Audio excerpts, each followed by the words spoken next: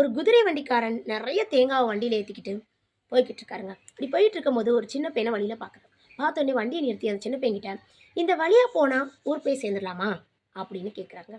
உடனே அந்த சிறுவன், போகலாமே, ஊர் போய் சேர்ந்துடலாமே அப்படின்னு சொல்கிறான். திரும்ப அந்த வண்டிக்காரன் அந்த சிறுவனை பார்த்து, அப்படி போகலான்னா எவ்வளோ மணி நேரம் ஆகும் அப்படின்னு கேட்குறேன். அதற்கு அந்த சின்ன பையன் சொல்கிறான், நீங்கள் மெதுவாக போனீங்க அப்படின்னா 10 நிமிஷம் ஆகும். அதுவே வேகமாக போனீங்கன்னா ஹாஃப் அன் ஹவர் ஆகும், அரை மணி நேரம் ஆகும் அப்படின்னு சொல்கிறாங்க. இதை கேட்ட வண்டிக்காரனுக்கு கோவம் வந்துடுதுங்க.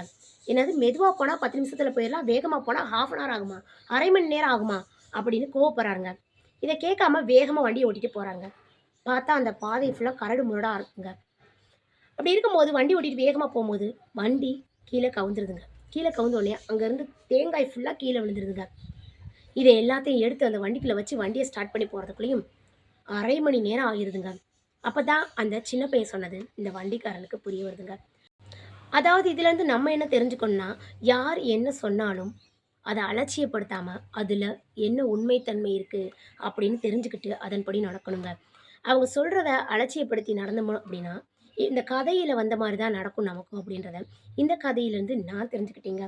இந்த கதை பிடிச்சிருந்தா லைக் பண்ணுங்கள், ஷேர் பண்ணுங்கள், சப்ஸ்கிரைப் பண்ணுங்கள்.